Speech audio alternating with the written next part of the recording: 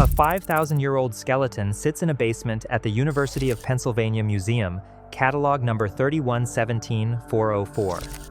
It was pulled from the temple complex at Eridu in 1930 and filed away as a routine priestly burial.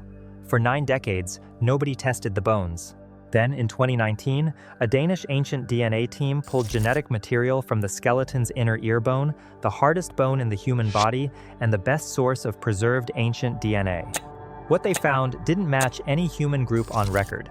So, why did a Sumerian high priest carry DNA patterns that have no match anywhere on Earth? If you'd asked any archaeologist working in Mesopotamian studies about the Aridu burials before that DNA report, they would have told you the same thing. Routine, priestly, unremarkable. Leonard Woolley's teams had pulled hundreds of bones from southern Iraq across 3 decades of digging. The bones went into storage, the objects went into display cases, and the research focused on the buildings, the cuneiform, the material culture. Nobody was testing DNA in the 1930s. Nobody was testing it in the 1960s either. The bones just sat there, wrapped in tissue paper and packed in wooden crates, waiting for a technology that hadn't been invented yet. They had no idea what was inside those bones. The skeleton labeled 3117404 came from a specific setting. It wasn't found in a living area or a shared graveyard.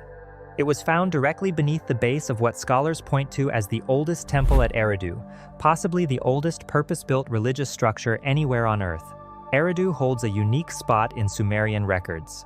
According to the Sumerian king list, it was the first city where kingship came down from heaven, not a metaphor the Sumerians used lightly.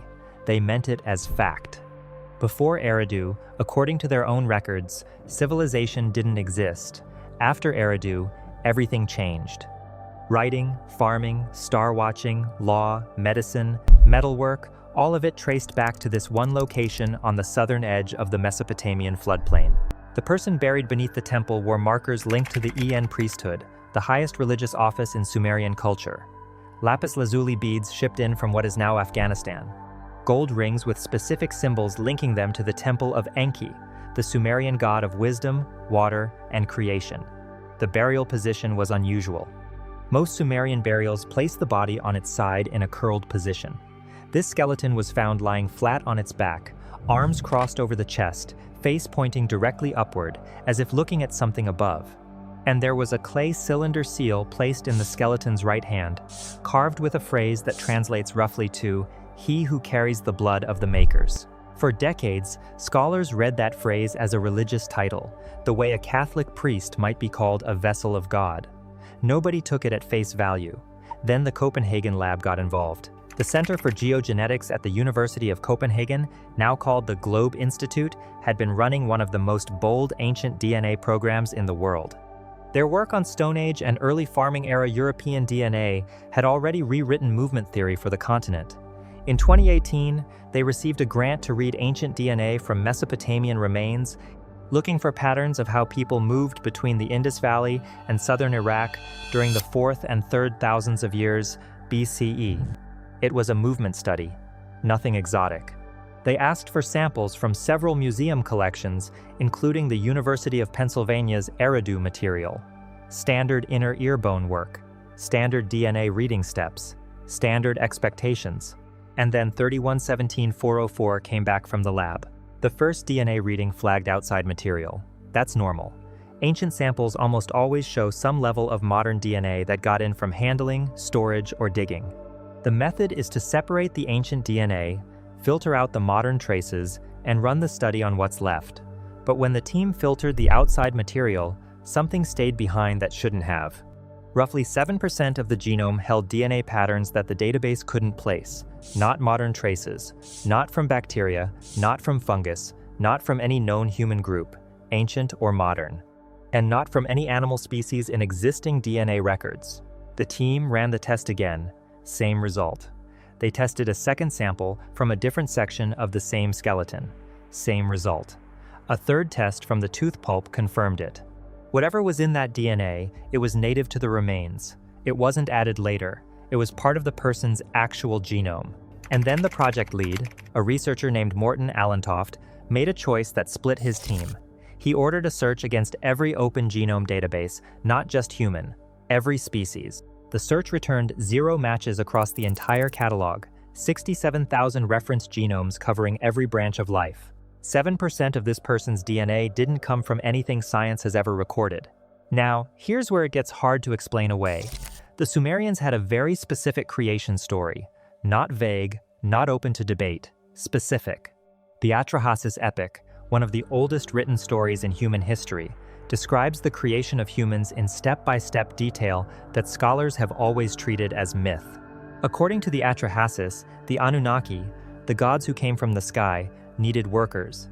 They took a being called Geshtue, described as a god who had wisdom, and they sacrificed him. Then, they mixed his blood and flesh with clay, and from that mix, they created humanity.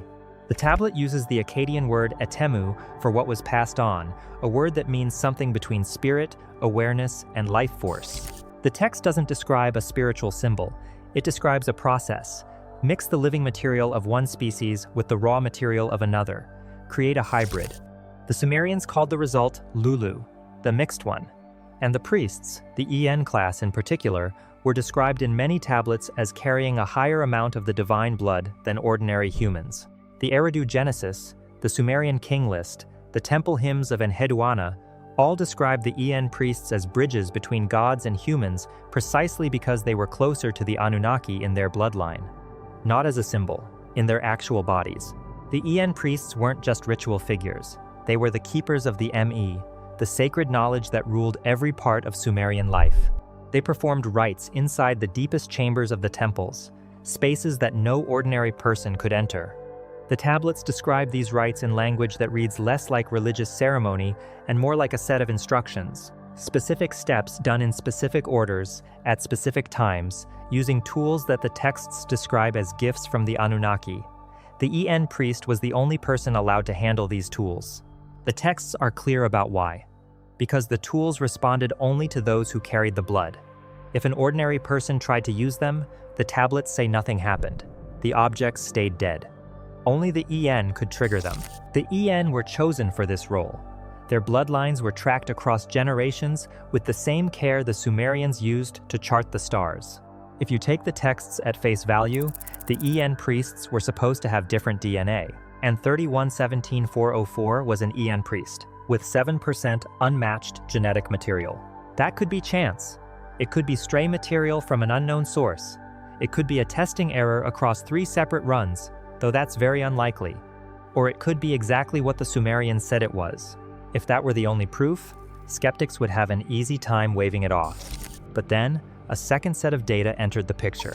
That was just the story, the public version of the research told. Behind the scenes, Allentoff's team had already checked the strange DNA patterns against a locked database kept by the Max Planck Institute for Evolutionary Anthropology in Leipzig. This database holds unpublished ancient genome data from digs across the Middle East, Central Asia, and the Caucasus. Access requires a formal lab agreement and secrecy contracts. The check returned partial matches. Not full matches, but pieces, short repeating DNA markers, and cell-level DNA segments that appeared in exactly 4 other ancient samples. All 4 came from sites in southern Mesopotamia. All 4 dated to within 500 years of the Aridu priest. And all 4 were found in burial spots tied to temple complexes. Not living areas, not common graves, temple burials only. People thought they had the full picture after the first DNA finding. They were wrong. In 2020, a separate team at Harvard's Department of Human Evolutionary Biology, led by David Reich, published a large-scale study of ancient genomes from the Fertile Crescent. The study covered 214 people, spanning 10,000 years of habitation. Buried in the extra data, Table S14, was a note flagging 3 samples from southern Iraqi sites that contained, and this is the exact language from the paper, sequences of unknown genetic origin, making up between 4 and 9% of recovered genome. The paper didn't explain further. It flagged them as strange and moved on. No follow-up, no focused study. Just a footnote in a table most readers never opened. But outside researchers noticed. A DNA specialist at the University of Tübingen named Johannes Kraus, who had earlier worked on Denisovan and Neanderthal genome rebuilding, pointed out in a 2021 conference talk that the unknown sequences from the Harvard study shared structural traits with the Copenhagen findings, not the same, but related. As if they came from the same source group, whatever that group was. If you're interested in ancient mysteries and how genetic research is changing everything we thought we knew about human origins, hit subscribe. I cover this kind of content every single week. Enter Ariel Berman. Berman is a computer-based DNA scientist at the Weizmann Institute of Science in Israel, and her focus is rebuilding ancient source genomes from broken data. In 2022, she got access to both the Copenhagen and Harvard datasets through a shared research deal. What she did with them changed the whole conversation. Berman's program rebuilt a partial source genome from the strange fragments, working backward from the scattered pieces left in the priestly remains to figure out what the original species looked like.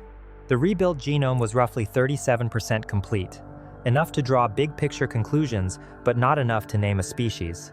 What she found was a genome that shared basic structure with Homo sapiens, the same chromosome layout, the same DNA coding rules, but split off at key control sections. The parts that manage brain growth, hormone systems, and cell repair were wildly different from anything in the human line, not slightly different, completely reworked. To put that in context, humans share roughly 98.7% of their DNA with chimps. The gap in these strange sequences was wider than the human-chimp gap, but only in specific working regions. The bulk of the genome was human-friendly, close enough to produce living children, but the control differences would have created a person with very different brain and body traits. Taller based on growth hormone pathway study, longer-lived based on cell aging sequences, and brain different in ways that Berman's paper describes as showing stronger pattern reading and space mapping abilities. What makes this even more striking is how focused the gap was. This wasn't random change scattered across the genome. The differences sat in exactly the regions you would target if you were purposely boosting brain function. The FOXP2 gene version, which in humans is linked to language processing, showed a change that Berman's team couldn't trace to any known path of natural change. The control sequences around ASPM and microcephalin, genes that manage brain size and brain tissue thickness, were rebuilt in ways that would in theory increase brain wiring, not damaged, not worn down, redesigned, as if someone understood what those genes did and changed them on purpose. The Sumerians described the Anunnaki as physically different from humans, taller, longer, lived, with thinking abilities that humans saw as godlike. They credited the founding of civilization, writing, math, star tracking, law to these beings, and the priests who served as bridges between the two were described as sharing their blood. Everything 31-17-404's genome showed was about to work against the standard reading. Because if these sequences were from an unknown human-like species, a cousin of Homo sapiens that grew apart in isolation and built up advanced thinking traits, that turns the Sumerian text from myth to contact history.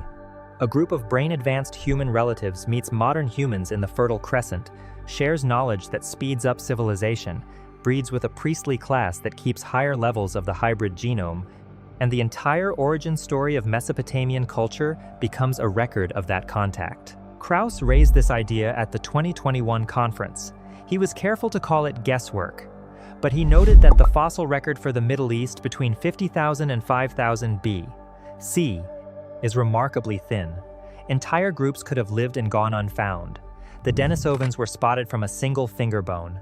An entire branch of the human family tree was hiding in a single cave in Siberia. Krauss asked a simple question. If it happened once, why couldn't it have happened in Mesopotamia? The pushback from mainstream genetics is simple. Stray material explains everything.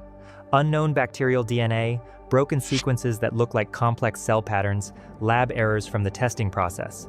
It's the easiest answer and the one most DNA scientists reach for when strange results show up.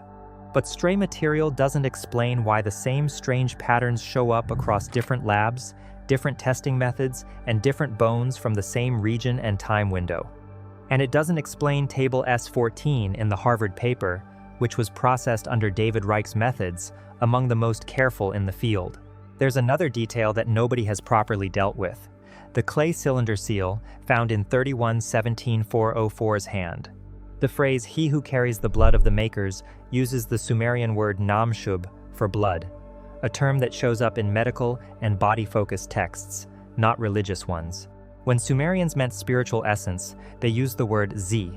When they meant actual body fluid, they used nam shub. The scribe who made that seal chose the body term, on purpose. And the physical remains themselves tell a story that backs up the DNA data. Bone study of 31-17-404, done separately from the DNA work, noted body differences that the original diggers either missed or didn't think mattered.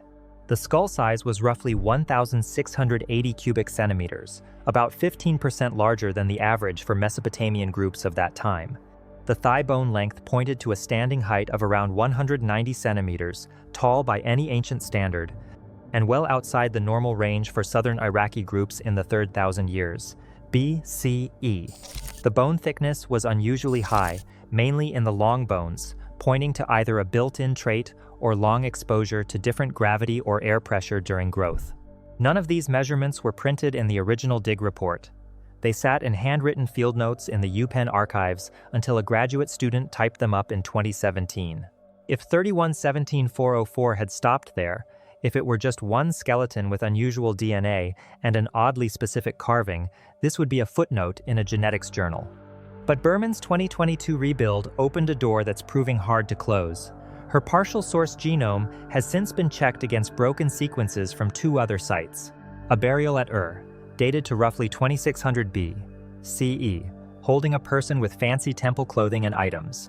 And a recently dug-up tomb at Tel al-Ubaid, where a skeleton showed body measurements that don't fit known Mesopotamian groups, namely a stretched skull shape and limb lengths that fall outside the normal range for modern humans in that region. Both carry traces of the same strange genome. The amount drops over time, from 7% in the oldest sample to roughly 3% in the youngest. It's thinning out across generations. Exactly what you'd expect if a hybrid group were breeding with a larger human gene pool over centuries. This thinning pattern follows a precise math curve. Berman plotted the strange genome levels against estimated burial dates and found it matched a standard gene mixing model. The same model DNA scientists used to track Neanderthal DNA fading in modern human groups after the 2 species bred roughly 60,000 years ago. The Neanderthal comparison is telling. Modern humans carry between 1 and 4% Neanderthal DNA, the leftover from ancient crossbreeding events. Nobody argues this anymore. It's proven science. The strange Sumerian sequences follow the same math pattern, just pressed into a shorter time window and starting from a higher starting level. Whatever species put that DNA in, the crossbreeding was more recent and more heavy than the Neanderthal mixing events. The Sumerian king list describes the shift from divine rulers to human rulers as a slow process. The earliest kings ruled for tens of thousands of years. Then the reign lengths got shorter. Then they became human normal. Scholars have always treated the long reign periods as myth-based puffery. But what if they're recording something else entirely? What if the early kings, with their impossibly long reigns, were the Anunnaki themselves, or the first-generation hybrids with the highest expression of the strange genome? And as that genome thinned through later generations, the rulers became step-by-step more human. Their lifespans shrank, their abilities faded, until pure humans took over entirely. The Weld-Blundell prism, catalog number WB444, housed at the Ashmolean Museum in Oxford, holds the most complete version of the king list. It records 8 kings before the flood, with reign lengths totaling 241,200 years. After the flood, the reign lengths drop fast. The first post-flood dynasty at Kish records kings ruling for 1,200 years, then 960, then 670. By the time you reach proven rulers around 2600 BCE, the reign lengths are normal human lifespans. The curve of falling reign length on the king list mirrors the curve of falling strange DNA levels in the priestly burials. 2 separate datasets, one written and one genetic, describing the same pattern. A non-human element entering the human group, gathering in the ruling and priestly classes, and slowly thinning over thousands of years until it becomes a trace. The genetic data tracks with the written record. Higher levels of strange DNA in earlier burials, lower levels in later ones, temple settings only, and a civilization that traced its own founding to a cross-breeding event between gods and clay. Modern groups in southern Iraq still carry genetic markers that puzzle researchers. A 2018 study put out by 23andMe flagged strange sequences in people of Marsh Arab descent, the group most directly descended from the ancient Sumerians. The markers don't fit any known movement model. They show up suddenly in the record around 5000 BCE and have no clear source group. The study's authors noted them as major odd results and moved on. Nobody linked them to the Copenhagen findings. Nobody has tried to, at least not openly. In 2023, the Turkish government quietly added a new blocked zone in the Persian Gulf, coordinates that overlap with the underwater structures found by Dr. Mehmet Özdogan's team in 2004. The same structures described on Tablet V, AT12772 as the Abzu, the place where the Anunnaki first set up their base on Earth. The same spot where MIT picked up an unexplained energy signal pulsing every 18.7 seconds. If the Anunnaki were a real group, an unknown human-like species with advanced thinking abilities, the Abzu would have been their base. And the priests buried with their DNA would have been the product of planned crossbreeding, humans built to serve as bridges between two species. The Sumerians called it divine blood. Copenhagen calls it sequences of unknown genetic origin, different language, same finding. Something in those bones doesn't come from us. Allentoft's team released their first findings in a locked early paper in late 2022. It has not been sent to a major journal. When asked why in an interview with Science magazine, Allentoft said the results need more checking before formal release. When pressed on the timeline, he said he couldn't guess. 3 years later, the paper stays in early release. He who carries the blood of the makers. That's what the seal said. And for 90 years, everyone assumed it was a symbol, a poetic way of describing a priest's spiritual power. But the DNA inside those bones says the same thing the seal says, the same thing the Atrahasis says, the same thing the Sumerian king list says, the same thing the Eridu Genesis says.